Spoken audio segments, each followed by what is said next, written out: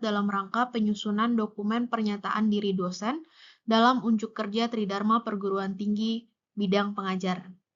Selamat pagi, saya Theodora Prita Dianing Saputri, SH LLM. Saya dosen di Fakultas Hukum Universitas Katolik Parahyangan, program studi ilmu hukum pada program sarjana. Pada kesempatan kali ini, saya akan menjelaskan salah satu mata kuliah yang saya ampu di program studi ilmu hukum pada program sarjana Fakultas Hukum Universitas Katolik Parahyangan. Mata kuliah tersebut adalah perancangan kontrak bisnis. Mata kuliah ini adalah salah satu dari beberapa mata kuliah yang bertujuan untuk memberikan pengetahuan dan juga keterampilan bagi mahasiswa. Keterampilan yang akan diajarkan di dalam mata kuliah ini adalah keterampilan untuk merancang sebuah kontrak bisnis yang sesuai dengan asas-asas hukum perjanjian di Indonesia. Oleh karena itu, di pertemuan-pertemuan awal, mahasiswa akan diajarkan mengenai dasar-dasar dari hukum perjanjian di Indonesia, termasuk mengenai pengertian kontrak bisnis, lalu asas-asas hukum perjanjian, dan juga fungsi kontrak sebagai pengendali risiko. Selanjutnya, mahasiswa akan diberikan latihan-latihan dan tugas untuk melatih keterampilan mereka dalam mengidentifikasi risiko yang mungkin muncul dalam sebuah transaksi bisnis, sehingga mahasiswa diharapkan dapat merumuskan ketentuan-ketentuan di dalam kontrak bisnis yang dapat mengantisipasi dan juga mengendalikan risiko yang mungkin terjadi dalam transaksi bisnis di antara para pihak. Selanjutnya, mahasiswa juga akan diberikan latihan-latihan dan tugas untuk merumuskan bagian pembukaan, kemudian bagian pasal definisi, kemudian bagian ketentuan-ketentuan umum dan pokok dalam sebuah perjanjian, dan juga ketentuan penunjang. Lalu mahasiswa juga akan diberikan pengetahuan mengenai kontrak standar yang mungkin digunakan oleh para pihak dalam sebuah transaksi bisnis. Untuk bagian ini, mahasiswa akan diberikan materi-materi, teori-teori terkait dengan kontrak standar. Capaian mata kuliah ini adalah yang pertama, agar mahasiswa mampu secara kritis menerapkan asas dan prinsip hukum perjanjian dalam proses perancangan kontrak bisnis. Yang kedua, mahasiswa secara mandiri menganalisis karakteristik dari sebuah transaksi bisnis untuk kemudian menuangkan kesepakatan para pihak di dalam sebuah kontrak bisnis. Yang ketiga adalah mahasiswa mampu mengevaluasi kebenaran elemen-elemen dalam kontrak. Dan yang terakhir, mahasiswa mampu merumuskan pasal-pasal dalam sebuah kontrak bisnis. Penilaian terhadap capaian mata kuliah perancangan kontrak bisnis ini dilakukan melalui 3 instrumen, yaitu tugas, ujian tengah semester, dan ujian akhir semester. Untuk tugas diberi bobot 40%, ujian tengah semester 30%, dan ujian akhir semester 30%. Bobot tugas pada mata kuliah ini memang lebih besar karena capaian dari mata kuliah ini adalah mahasiswa dapat menjadi terampil untuk merancang sebuah kontrak bisnis.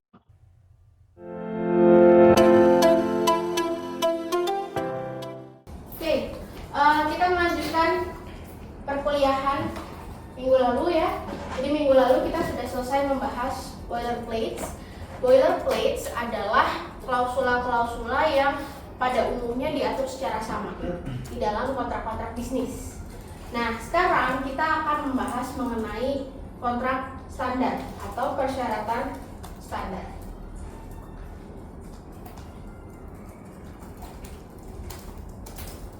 Seperti yang bisa kalian lihat di sini, di poin ketiga, kalian perlu menyadari bahwa persyaratan standar itu tidaklah selalu sama dengan boilerplate clause. Jadi walaupun minggu lalu boilerplate clause itu dirumuskan cenderung sama antara satu kontrak dengan kontrak yang lainnya, bukan berarti boilerplate itu persyaratan standar. Ya? Jadi bukan berarti kalau kita merancang keadaan memaksa, kalau kita merancang pasal indemnity, kalau kita merancang pasal release, berarti itu adalah persyaratan standar. Bukan. Itu adalah persyaratan-persyaratan yang pada umumnya ada. Boleh nggak antara satu kontrak sama kontrak lainnya isinya berbeda? Boleh. Boleh nggak boilerplates itu dinegosiasikan? Boleh. Contoh, penyelesaian perselisihan. itu kan masuk ke boilerplate ya. Kalau para pihak mau negosiasi, nggak usah pakai pengadilan, pakainya mediasi aja, pakainya arbitrase aja, boleh. Yang membedakan sama persyaratan standar apa? Yang membedakan sama persyaratan standar adalah bahwa yang namanya persyaratan standar itu tidak boleh dinegosiasikan. Jadi di sini kontrak standar adalah kontrak atau persyaratan standar adalah kontrak atau persyaratan yang telah dipersiapkan terlebih dahulu secara sepihak. Jadi hanya oleh salah satu pihak untuk digunakan secara berulang, untuk digunakan tanpa negosiasi, ya. Diberlakukan tanpa negosiasi dengan pihak lain.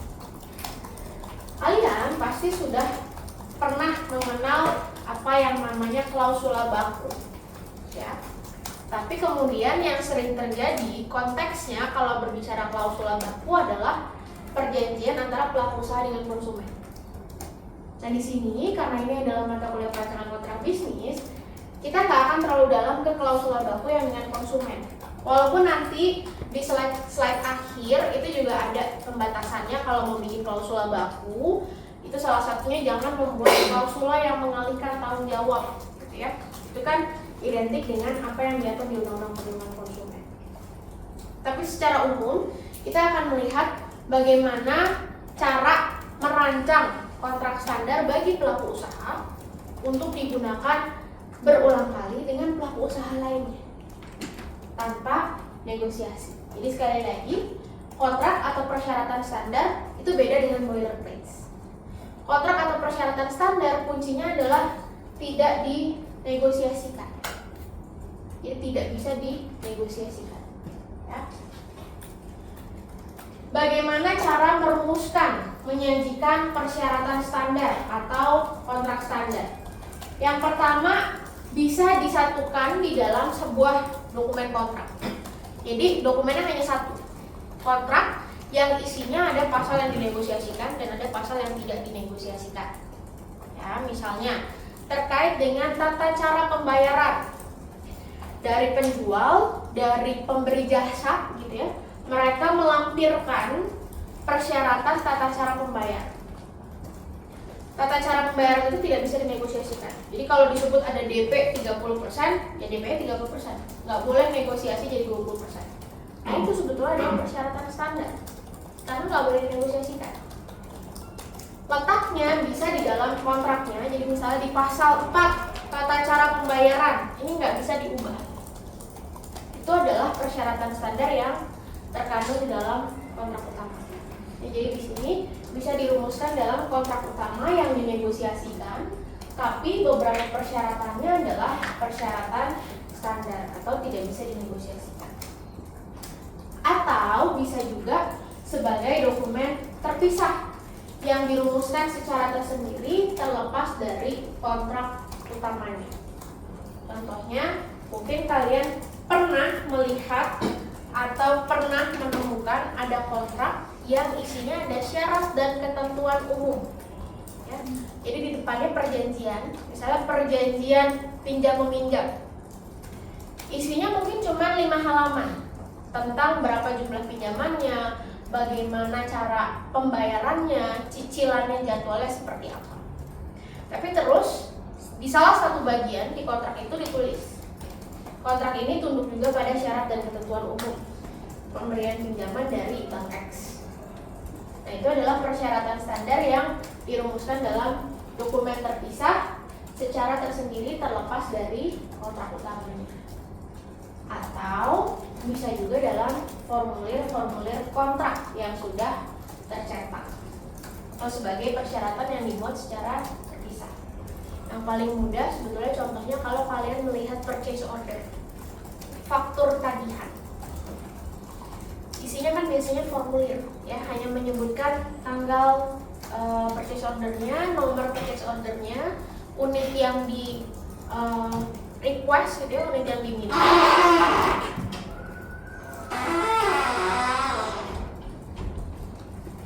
Kemudian ada harganya, ada jadwal pengirimannya. Tapi kemudian seringkali di dalam purchase order itu di bawahnya ada syarat dan ketentuannya. Misalnya, klaim kerusakan barang adalah 30 hari setelah barang diterima. Pelunasan pembayaran harus dilakukan pada saat barang diterima. Itu kan syarat dan ketentuan kontrak. Nah, kalau dimuat di dalam sebuah formulir purchase order, berarti si persyaratan standarnya itu dirumuskan dalam formulir-formulir kontrak yang sudah tercetak. Wujudnya dapat berupa yang pertama adalah persyaratan-persyaratan yang ditetapkan oleh salah satu pihak secara individual. Ya. Jadi tadi, karena persyaratan standar adalah persyaratan yang sudah disiapkan terlebih dahulu oleh salah satu pihak, yang menyiapkan persyaratannya adalah salah satu pihak.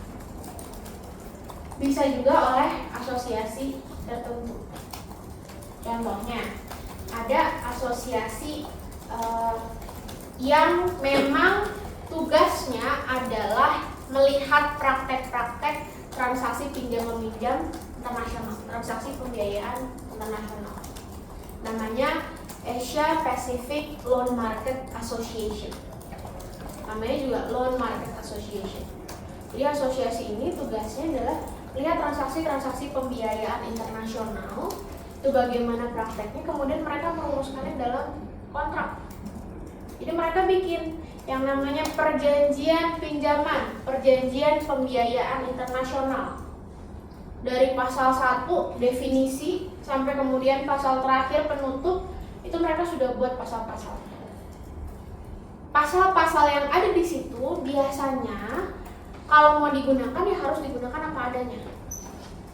Tidak boleh diubah. Kalau mau ubah gimana? Nanti ada formulirnya sendiri. Ada namanya biasanya kontrak data, atau ada namanya letter of agreement. Ya. Tapi syarat-syarat yang dibuat sama asosiasi itu ya nggak bisa dinegosiasikan. Kemudian yang kedua, wujudnya juga bisa berupa kontrak-kontrak yang seluruh atau sebagian besar isi dan persyaratannya ditetapkan secara sepihak dan hanya persyaratan tertentu, selebihnya dibentuk melalui negosiasi dan kesepakatan di antara para pihak. Jadi sebagian aja nih disiapin, jadi yang dikasih, yang disodorkan bukan kontrak, melainkan persyaratan-persyaratan lepasan. Jadi pokoknya kami punya ketentuan seperti ini dan ini harus masuk ke kontrak. Yang paling sering sekarang terjadi adalah dalam kontrak-kontrak bisnis dengan BUMN, itu biasanya ada pasal tentang anti suap. Jadi mereka udah nyiapin di pedoman internalnya mereka bahwa kalau kerjasama dengan pihak ketiga harus memasukkan klausula anti suap yang bunyinya adalah sebagai berikut. Jadi mereka hanya menyodorkan pasal itu saja. Sisanya isi perjanjiannya bisa dinegosiasikan. Ya, itu adalah wujud dari persyaratan standar. Sebelum ke prinsip, ada yang mau ditanyakan dulu nggak? Saya jelas ya. Jadi bedanya persyaratan standar sama boilerplate adalah jenis-jenis pasal yang biasanya ada di kontrak bisnis. Tapi perumusannya bisa melalui negosiasi. Para pihak sepakat. Gimana nih kita mau mengatur mengenai keadaan memaksa? Oh gini. Oke, kita tuangkan bersama-sama. Itu boilerplate. Tapi kalau ada kejadian di mana salah satu pihak menyodorkan pasal seperti tadi, kontraknya harus ada ya pasal anti suap. Itu adalah persyaratan standar. Ya. Sekarang kita masuk ke beberapa prinsip. Keabsahan dari kontrak atau persyaratan standar tunduk pada keabsahan ketentuan pembentukan kontrak pada umumnya. Nah, kalau kita kembali lagi ke 1320, syarat keabsahan kontrak itu kan sepakat, objek tertentu,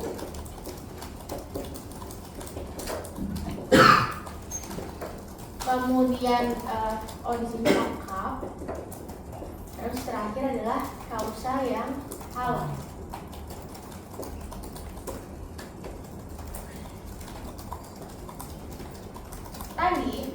sudah mengerti persyaratan standar itu apa, kan persyaratan standar itu nggak boleh dinegosiasikan. Nah pertanyaannya kalau gini, keabsahan dari kontrak persyaratan standar tunduk pada keabsahan ketentuan pembentukan kontrak pada umumnya. Ininya gimana ya? Kalau berkontrak pakai persyaratan standar tuh kesepakatannya ada nggak? Bisa nggak dibilang sepakat? Karena kan tadi nggak ada negosiasi. Tapi di sini prinsipnya ketentuan mengenai keabsahan kontrak pada umumnya berlaku juga pada kontrak standar. So how? Gimana supaya kontrak standar itu bisa tetap dianggap ada kesepakatan? Berarti kalau misalnya ada yang harus sepakat tuh berarti kedua pihak harus udah yang disodorkan kontrak standarnya itu berarti kan dia sudah menyetujui isinya gitu. Berarti itu tetap sepakat walaupun isinya nggak dinegosiasikan. Jadi kalau kata Bas, karena orang yang disodori kontrak standar itu setuju untuk menggunakan kontrak standar itu, maka itu sudah dapat dianggap kesepakatan. Yang lain, apakah betul seperti itu? Atau ada yang lain? Ya Bu, jadi kan kalau dari kata pakar rumus kan itu sekarang di praktek kontrak kan itu negosiasinya kan itu nggak ada, maksudnya lebih berkurang, dan sekarang itu lebih ke prinsip take it or leave it gitu. Take it or leave it. Jadi yang tadi Dion sebutkan, perlindungan konsumen ya, Dion ya, pakar rumus ya. Perjanjian biasa. Oh, buku perjanjian biasa. Oke. Jadi memang sekarang kalau kita melihat hubungan bisnis tuh kebanyakan memang menggunakan persyaratan standar. Tapi selain hubungan bisnis, kalau pelaku usaha sama konsumen itu juga kan kebanyakan akan menggunakan kontrak elektronik yang nggak bisa dinegosiasikan. Contoh, di sini ada yang pakai Traveloka, ada yang pakai Shopee, pakai Tokopedia, ada nggak? Bisa nggak kalian negosiasi syarat dan ketentuan? Tapi selalu kan ada kata-kata dengan menggunakan aplikasi ini kalian dianggap menyetujui syarat dan ketentuan. Take it or leave it. Ya. Jadi persyaratan kesepakatannya itu dipenuhinya bagaimana? Memang kemudian ada pergeseran. Dengan adanya perkembangan jenis kontrak gitu ya, terutama dengan adanya kontrak-kontrak elektronik, terutama hubungan antara pelaku usaha dengan konsumen, akhirnya yang namanya sepakat itu bukan berarti harus negosiasi. Dengan dia yang tadi Bastian bilang setuju untuk menggunakan gitu ya. Atau ada pilihan take it or leave it. Kemudian yang dipilih adalah take it, itu artinya para pihak juga tetap sepakat, ya. Jadi bukan berarti karena nggak bisa dinegosiasikan nggak ada kesepakatan. Jadi di sini asas kebebasan berkontrak menjadi terbatas bagi pihak pengguna karena ia hanya dapat memilih. Jadi pilihannya tetap ada, take it or leave it. Memilih untuk terikat pada persyaratan standar seluruhnya atau tidak terikat pada kontrak sama sekali. Jadi dengan dia boleh memilih itu gitu ya, asas kebebasan berkontrak dianggap tetap dipenuhi. Kemudian unsur kesepakatan juga dianggap tetap ada.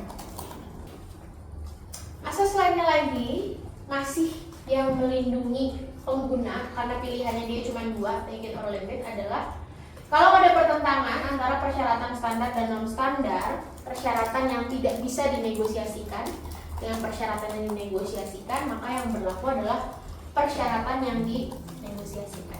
Contoh, para pihak menyepakati bahwa bunga yang harus dibayar adalah 2,5% setiap bulan. Sementara yang tercetak di dalam persyaratan standar itu sebesar 3,5%. Kalau kemudian ribut, mana yang berlaku?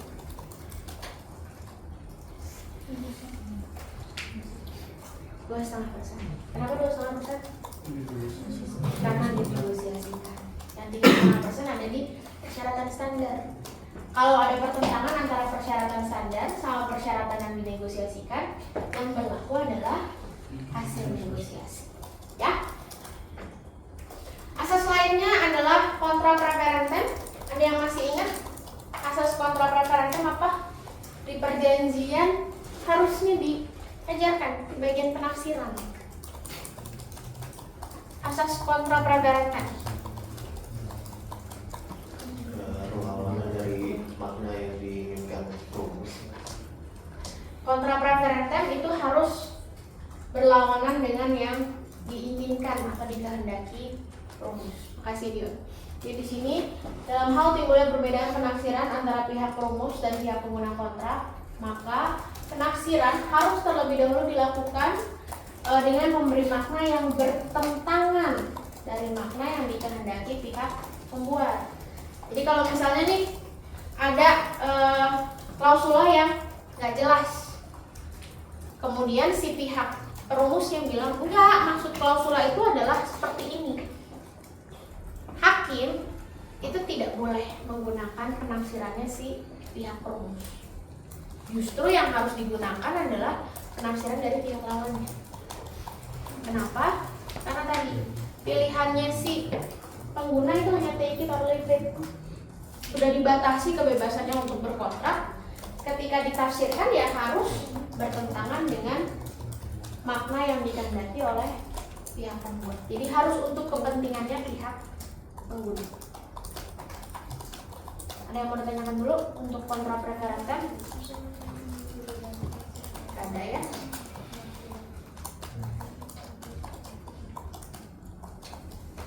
Udah jelas?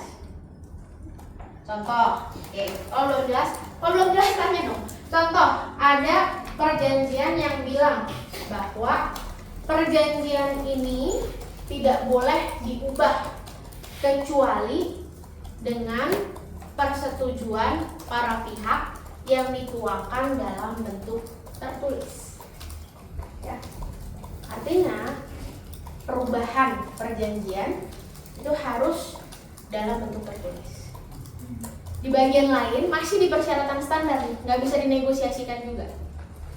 Dalam hal terjadi kenaikan harga bahan baku, maka pihak pemberi jasa berhak untuk melakukan penyesuaian harga, dan penyesuaian harga dapat dilakukan melalui penagihan.